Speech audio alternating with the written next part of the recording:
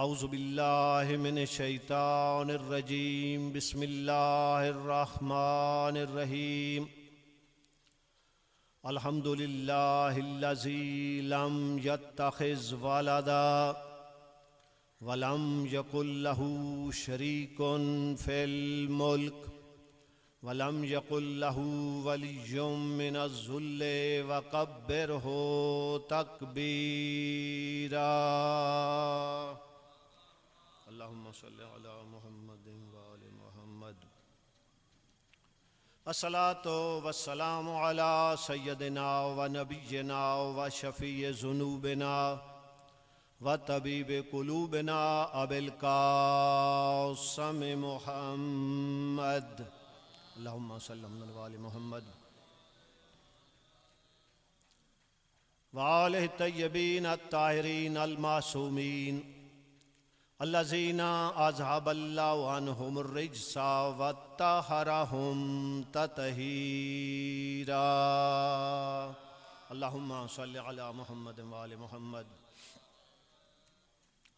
ولعنۃ اللہ علی اعدائہم اجمعین من یومنا ھذا الی یوم الدین رب اشرح لی صدری ویسر لی امری واحلل عقدۃ من لسانی یفقہوا قولی اما بعد قال اللہ تعالی فی کلامہ المجید وفرقانہ الحمید وقولہ الحق بسم اللہ الرحمن الرحیم یا ایھا الناس اعبدوا ربکم الذی خلقکم والذین من قبلکم لعلکم تتقون صلوات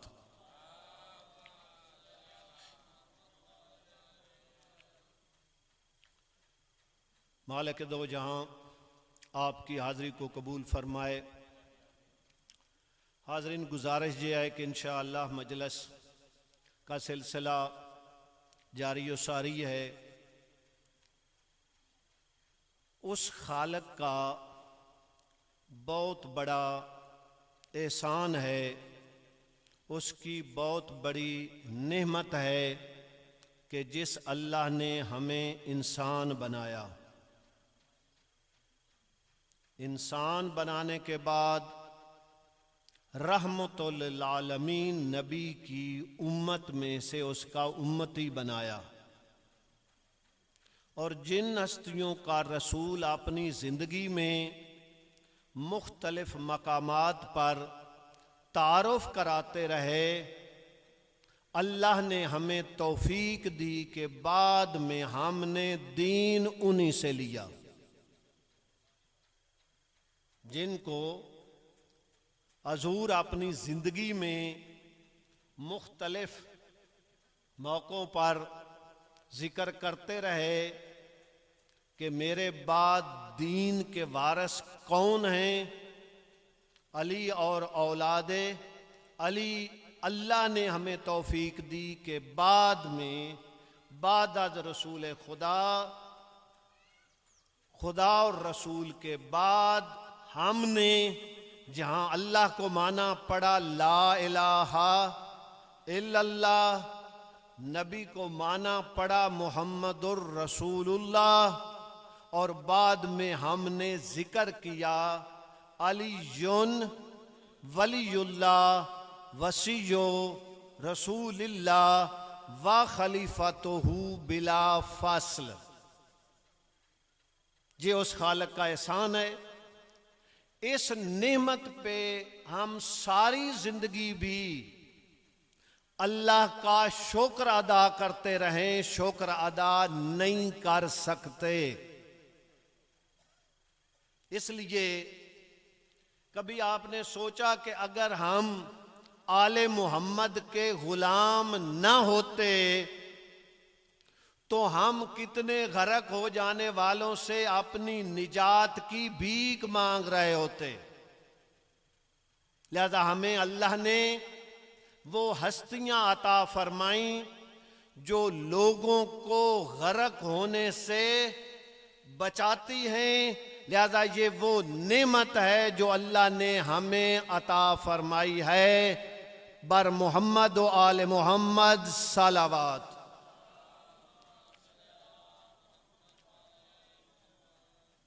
وہ اللہ ارشاد فرماتا ہے لوگو یا ایھا الناس اعبدوا ربکم الذی خلقکم، اپنے رب کی عبادت کرو جس نے تمہیں پیدا کیا، والذین من قبلکم، اور ان کو بھی پیدا کیا جو تم سے پہلے گزرے ہیں، لعلکم تتقون، شاید تم پرہیزگار بن جاؤ۔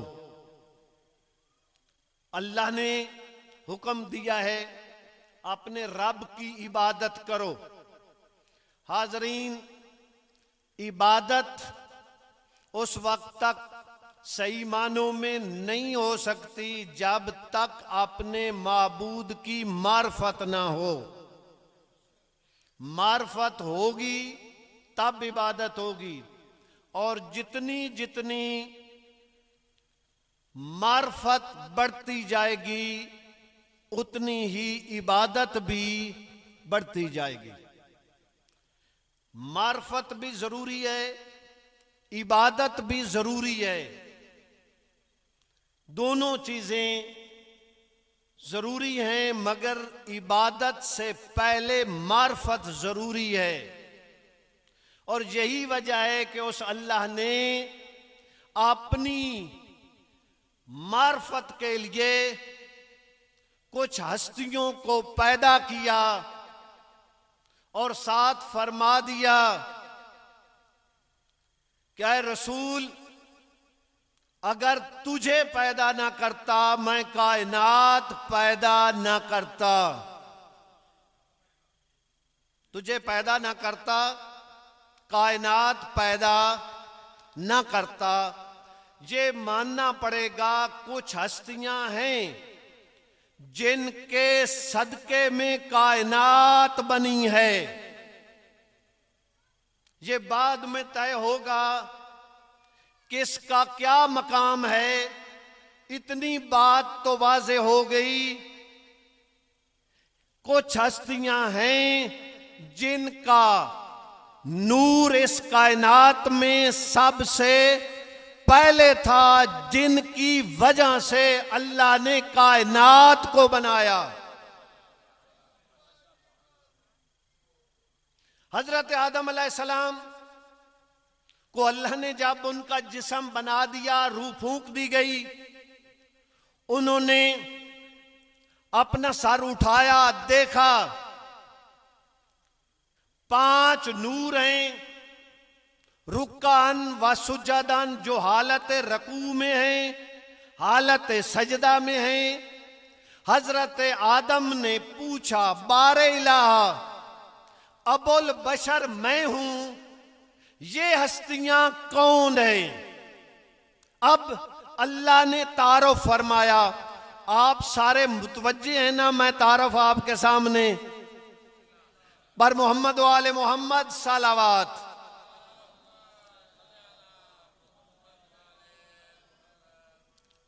حضرت آدم نے کیا سوال، اللہ نے کرایا تعارف، ارشاد ہوا آدم سن، میں معبود ہوں، میں نے اپنے نام سے مشتق کر کے ایک کا نام محمد رکھا ہے، میں اعلیٰ ہوں، میں نے اپنے نام سے مشتق کر کے ایک کا نام علی رکھا ہے۔ میں اعلیٰ ہوں، میں نے اپنے نام سے مشتق کر کے ایک کا نام علی رکھا ہے۔ میں فاطر السماوات والارض ہوں، میں نے اپنے نام سے مشتق کر کے ایک کا نام فاطمہ رکھا ہے۔ میں محسن ہوں، میں نے اپنے نام سے مشتق کر کے ایک کا نام حسن رکھا ہے۔ میں قدیم الاحسان ہوں، میں نے اپنے نام سے مشتق کر کے ایک کا نام حسین رکھا ہے۔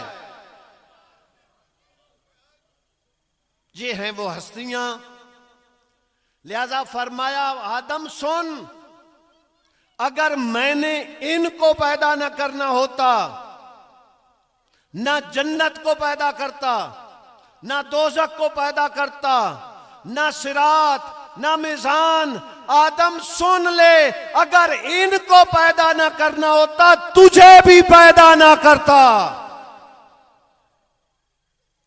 حاضرین، ایک بات پوری ذمہ داری سے آپ کی خدمت میں عرض کرنے لگا ہوں، اور آپ حدیث قصہ میں پڑھتے ہیں نا، سنتے ہیں نا، جب یہ ہستیاں آ گئیں چادر کے نیچے تو جبرائیل نے پوچھا یہ کون ہستیاں ہیں؟ اللہ نے تعارف کرایا، اور وہاں پہ جو تعارف کرایا وہ یہ کروایا، ہم فاطمہ و ابوہا و بالوہا و بنوہا۔ ایک بات تو یہاں بھی طے ہو گئی، ہمیشہ تعارف کسی بڑی شخصیت سے ہوتا ہے۔ اللہ نے زہرا کو وہ مقام عطا فرمایا ہے کہ اللہ نے فاطمہ سے تعارف کرا کے دنیا پہ واضح کر دیا، فاطمہ اس عظیم خاتون کا نام ہے۔ اللہ جب چاہتا ہے اپنے نبی اور امام کا تعارف بھی فاطمہ سے کرا دیتا ہے۔ لہذا یہ تعارف تو ہو گیا، مجھے جو بات کہنی ہے صرف اس کی طرف جانا ہے، باقی باتیں آپ سنتے رہتے ہیں۔ اللہ نے فرمایا میں نے ساری کائنات جو چادر کے نیچے ہیں ان کے تصدق میں بنائی ہے۔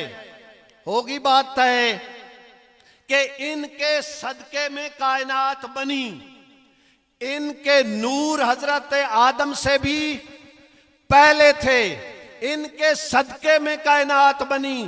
تو اتنا تو دنیا والوں کو فرق اپنے ذہن میں رکھ لینا چاہیے، یہ بعد میں طے کرے کس کا مقام بڑا ہے۔ جو بھی اس دنیا میں آیا ہے آئے گا، وہ بنا ہے آل محمد کے صدقے میں۔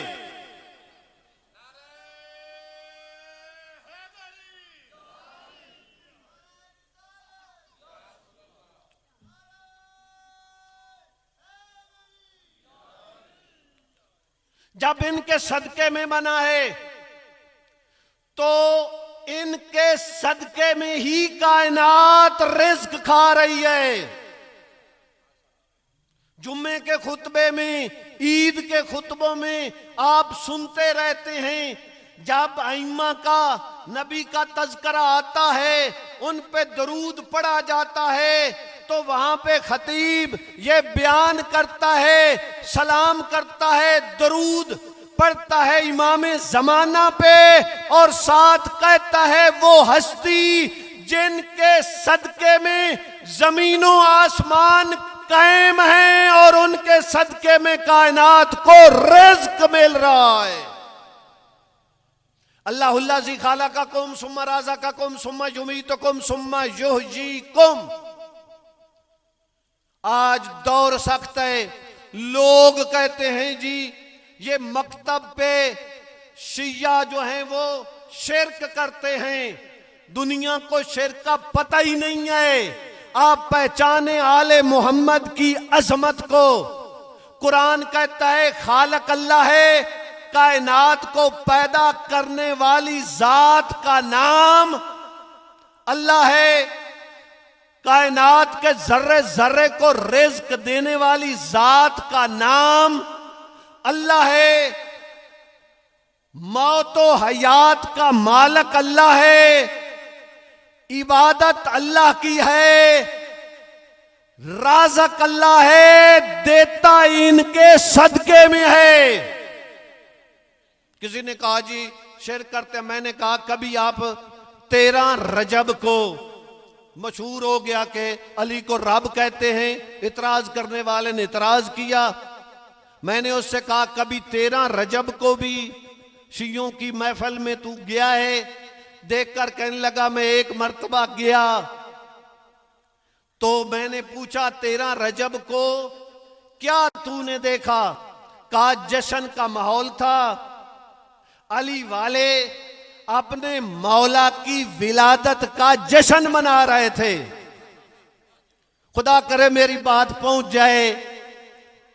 مولا علی کی ولادت کا جشن منا رہے تھے، خوشیاں منا رہے تھے۔ میں نے کہا کبھی 21 رمضان المبارک کو بھی مجلس میں امام بارگاہ میں کبھی گیا ہے؟ کہا میں گیا تھا۔ اچھا تو جو گیا تھا تو نے کیا دیکھا؟ کہا اس دن آل محمد کے ماننے والوں نے اپنے مولا کی شہادت کا دن رکھا ہوا تھا۔ اس دن علی علیہ السلام کی شہادت کا دن ہے، تابوت نکالا تھا۔ توجہ ہے آپ کی؟ میں نے کہا ذرا ہوش سے بات کر، علی کو رب کہنے والا شیعہ نہیں ہوتا، تو نے خود تسلیم کیا۔ شیعہ وہ ہے جو 13 رجب کو علی علیہ السلام کی ولادت بھی مناتا ہے، 21 کو شہادت بھی مناتا ہے۔ مجھے بتا کیا رب کی بھی ولادت ہوتی ہے اور شہادت ہوتی ہے؟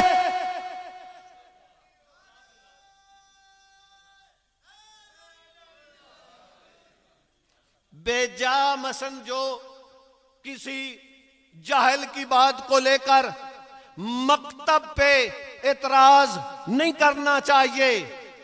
مکتب کے ذمہ دار علماء ہیں، ذمہ دار افراد ہیں۔ مکتب تشیع ہوائی دین نہیں ہے۔ خدا گواہ ہے، اپنے مکتب اور ائمہ کی عظمتوں کو سلام کیا کرو۔ اس مکتب اہل بیت میں یا قرآن کی بات ہوتی ہے یا 14 کے فرمان کی بات ہوتی ہے، یا قرآن یا ناطق قرآن، ان ہستیوں کا فرمان۔ ہم نے کیوں مانا ہے؟ یہ بات طے ہے اپنی جگہ پہ کہ رسول خدا نے ہستیوں کا ہر جگہ تعارف کرایا۔ میں بتا دینا چاہتا ہوں، اب یہ اعتراض عبادت کے حوالے سے بھی واضح کرنا چاہتا ہوں۔ حاضرین، یہ مکتب، یہ مجلس حسین کوئی عام مدرسہ نہیں ہے۔ یہ میں اب یہاں پہ رک کر ایک جملہ کہنا چاہتا ہوں، اس کو معمولی نہ سمجھیں۔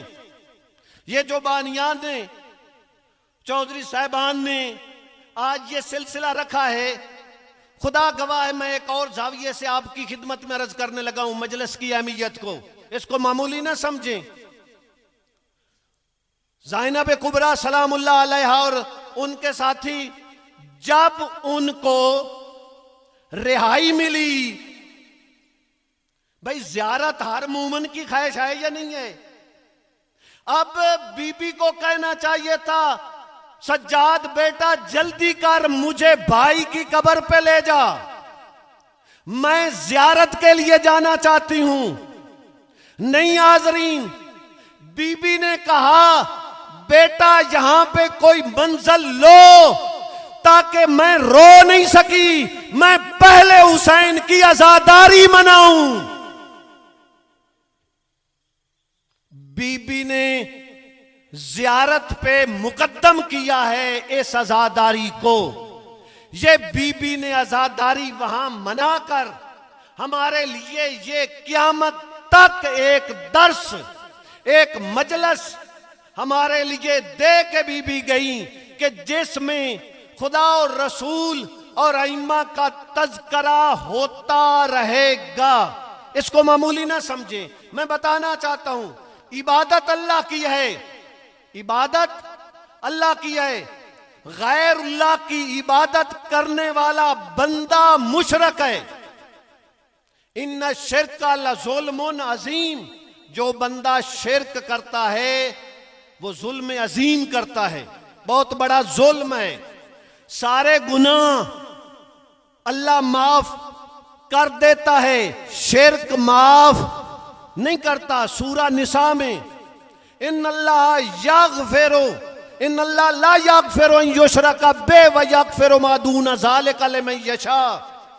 اللہ جو بندہ خدا کے ساتھ کسی کو شریک قرار دیتا ہے اللہ اسے معاف نہیں کرتا، اس کے علیحدہ جو چاہے وہ معاف کر دیتا ہے. لہذا شرک معاف نہیں ہے، عبادت اللہ کی ہے.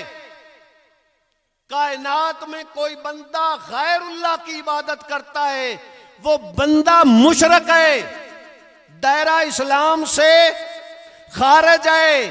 مگر یہ بات آپ کی خدمت میں واضح کرنا چاہتا ہوں، یہاں ہم کیوں آئے ہیں؟ عبادت سمجھتے ہوئے آئے ہیں. تو کیسے ان دونوں چیزوں کو جمع کیا جائے؟ یہی وہ عظمت ہے جو آل محمد کو اللہ نے نبی اور اہل بیت کو عطا فرمائی ہے. سننا چاہتے ہیں آپ عظمت؟ ایک مرتبہ صلوات پڑھ لیجئے.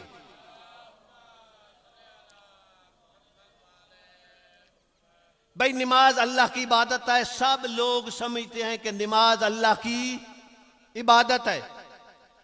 سورہ آپ پڑھتے ہیں، سورہ ہم چھوٹی سورہ پڑھتے ہیں، رکوع میں بھی اللہ کا ذکر اور سجدے میں بھی اللہ کا ذکر. آپ دوسری رکعت میں گئے وہاں بھی سورہ حمد، چھوٹی سورہ، رکوع سجود میں اللہ کا ذکر. ٹھیک ہو گیا. اب ہم تشہد کہتے ہیں، برادران اہل سنت اتحیات کہتے ہیں. بیٹھ گئے اتحیات میں، تشہد میں کیا پڑھا؟ اشہد ان لا الہ الا اللہ وحدہ لا شریک لہ واشہد ان محمدً عبدہ ورسولہ اللہم صلی علی محمد و آل محمد. نماز اللہ کی عبادت ہے. اپنے ائمہ اور مکتب کی عظمتوں کو سلام کیا کرو. نماز اللہ کی عبادت ہے. جب نمازی اتحیات میں بیٹھتا ہے محمد و آل محمد پہ درود پڑھتا ہے. یہ عظمت ہے ان ہستیوں کی، درود ان پہ ہوتا ہے، عبادت اللہ کی ہوتی ہے. یہ عظمت ہے، درود ان پہ پڑھا جاتا ہے، عبادت اللہ کی ہوتی ہے. ان ہستیوں نے تعارف کرایا، اسی لیے رسول ان کو چھوڑ کر گئے تھے. انی تارکن فیکم الثقلین کتاب اللہ و اطرتی. میں دو چیزیں چھوڑ کر جا رہا ہوں، جو کتاب اور قرآن، جو ان سے تمسک رکھے گا وہ کبھی گمراہ نہیں ہوگا، اور یہ دونوں آپس میں جدا بھی نہیں ہوں گے. حتیٰ کہ حوض کوثر میرے پاس اکٹھے پہنچیں گے. اور دنیا نے دیکھ بھی لیا کہ وہ جدا نہیں، وہ آپ سنتے رہتے ہیں، میں نے صرف اشارہ کرنا ہے. حضور نے فرمایا تھا جدا نہیں ہوں گے. حسین علیہ السلام کا سر نوکے نیزہ پہ تھا، دھڑ کربلا میں تھا. نوکے نیزہ پہ حسین نے قرآن پڑھ کے بتایا، میرے نانے نے سچ بتایا تھا. دھڑ کربلا میں ہے، میرا سر نوکے نیزہ پہ ہے. اب بھی حسین قرآن سے جدا نہیں.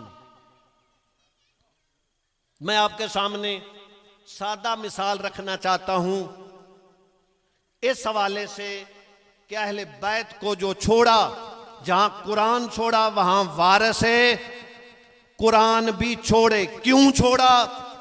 یہ بات اپنی جگہ پہ مسلم ہے. آج قرآن کے ساتھ بھی زیادتی ہو رہی ہے، اہل بیت کے حوالے سے بھی نگفتہ بے باتیں ہو رہی ہیں. ایک آدمی منبر پہ آتا ہے، ایک آیت کو لے کر اس کا جی چاہے وہ بیان کرتا جائے. قرآن کے بارے، قرآن پڑھنے سمجھنے کا طریقہ یہ ہے کہ قرآن کا بعض حصہ بعض قرآن کے حصے کی تفسیر کرتا ہے. ایک جگہ پہ ایک حکم ہے تو دوسری جگہ اس کی تفصیل ہے، اس کو بھی دیکھنا چاہیے. اسی لیے اللہ کے نبی نے جہاں قرآن چھوڑا وارث قرآن بھی چھوڑے. میں آپ کو بتانا چاہتا ہوں وہی بات تاکہ پتہ چل جائے وارث قرآن. ایک بندہ پڑھا لکھا ہے, وہ گزر رہا ہے, میرے اور آپ کے چھٹے امام وارث قرآن امام صادق علیہ السلام کا دور ہے.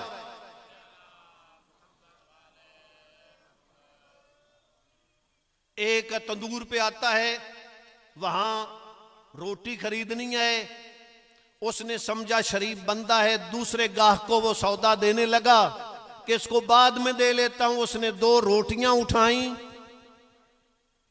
اور چل پڑا. میں بتا رہا ہوں کہ آج قرآن کے ساتھ کیا ہو رہا ہے, اور پھر رسول نے اہل بیت کو کیوں چھوڑا, اور اس میں عظمت بھی ہے. یہ بات ذہن میں رہے. چل پڑا, جا رہا ہے. چھٹے امام نے دیکھا, دیکھ کر کہا شخص تو یہ کیا کیا. آگے ایک مریض اللہ راسی بیٹھا ہے, اس کو 2 روٹیاں کھلا دیں. کیا کر رہا ہے؟ دیکھ کر کہتا ہے فرزند رسول نیکیاں کما رہا ہوں, نیکیاں کما رہا ہوں. فرمایا وہ کیسے؟ دیکھ کر کہتا ہے فرزند رسول آپ نے قرآن نہیں پڑھا. میرے مولا نے فرمایا وہ کون سا قرآن ہے جو میں نے نہیں پڑھا؟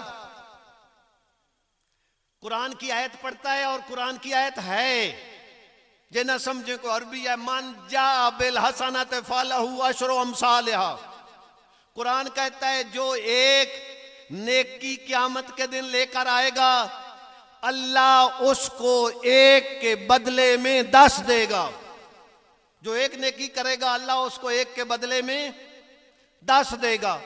اور جو گناہ کرے گا, برائی کرے گا, 1 کے بدلے میں سزا بھی 1 گناہ کی ہوگی, 10 کی نہیں ہوگی.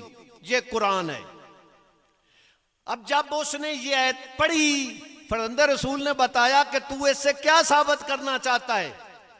دیکھ کر کہتا ہے فرزند رسول اللہ فرماتا ہے نا 1 نیکی کے بدلے 10 دوں گا, 1 گناہ کے بدلے سزا اس کو 1 ہی دی جائے گی.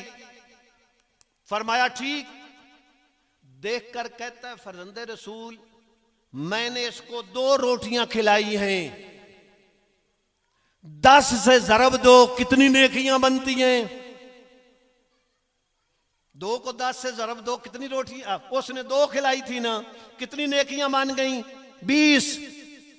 توجہ حاضرین, میں بتا رہا ہوں کہ قرآن کے ساتھ کیا ہو رہا ہے اور وارث قرآن کو رسول نے کیوں چھوڑا. عظمت آپ کو بتا رہا ہوں. اچھا تو نے 2 روٹیاں کھلائیں, 1 روٹی 1 نیکی, 10 10 20 ہو گئیں. اور دیکھ کر کہتا ہے 2 میں نے چوری کی ہیں, 2 نکال دیں, 18 نیکیاں تو میں نے کمائی ہیں. میری بات سمجھیں گے تو تب آگے والا جملہ کہوں گا. قرآن سے اس نے ثابت کیا ہے یا نہیں چوری کو نیکی بنا کر. توجہ رہے حاضرین, حسین کے ماننے والوں ان چیزوں پہ بھی توجہ رکھو کہ قرآن پہ کہیں ایسا ظلم تو نہیں ہو رہا کہ ایک چور قرآن سے اپنی چوری کو ثابت کرے. جب اس نے قرآن سے اپنی چوری کو ثابت کرنے کی کوشش کی, آپ پہچانے آل محمد کی عظمت کو. رسول نے کیوں چھوڑے اہل بیت کو؟ فرزند رسول دیکھ کر کہتے ہو شخص تو نے قرآن کی اس آیت کو تو پڑھا ہے, قرآن کی دوسری آیت کو نہیں پڑھا. اللہ فرماتا ہے انما یتقبل اللہ من المتقین. اللہ چوروں کے عمل کو قبول نہیں کرتا, پرہیزگاروں کے عمل کو قبول کرتا ہے.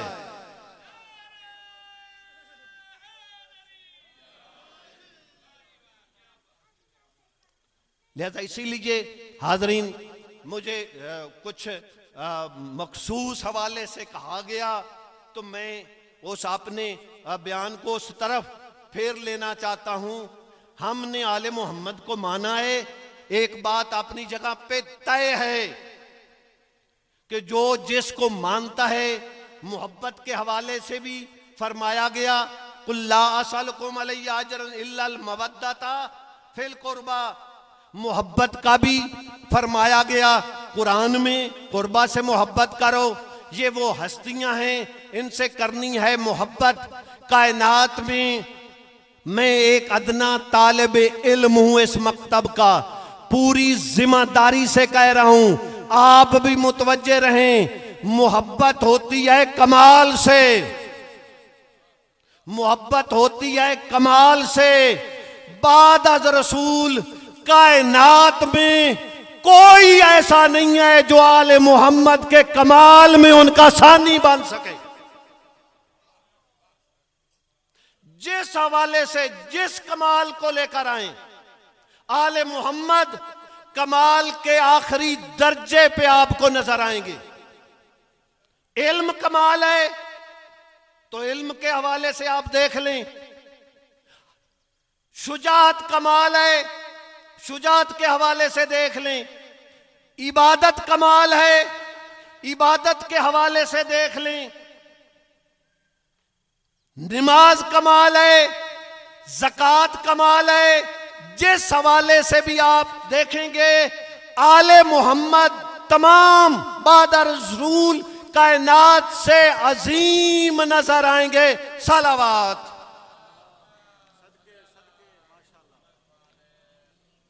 بس حاضرین، اس حوالے سے آپ متوجہ رہیں، کمال آپ دیکھنا چاہتے ہیں، علم کے حوالے سے دیکھنا چاہتے ہیں تو سلونی کا دعوے دار آپ کو آل محمد میں ہی ملے گا۔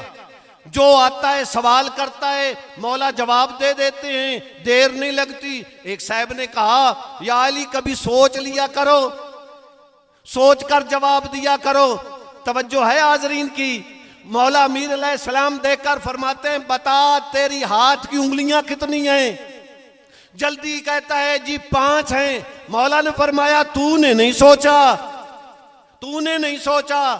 تو اس وقت دیکھ کر کہتا ہے یا علی یہ تو ہر وقت میرے سامنے ہیں۔ توجہ علی والو، مولا نے دیکھ کر فرمایا جس طرح مفتی حوالے سے آپ کے حوالہ بھی دے دینا چاہتا ہوں، مفتی جعفر حسین نے سیرت امیر المومنین میں جملہ لکھا، فرماتے ہیں جب اس نے کہا نا میرے سامنے ہیں، اس وقت علی علیہ السلام بھی فرماتے ہیں اللہ نے جو علم دیا ہے میرے بھی سامنے کائنات اسی طرح ہے جس طرح تیرا ہاتھ تیرے سامنے ہے۔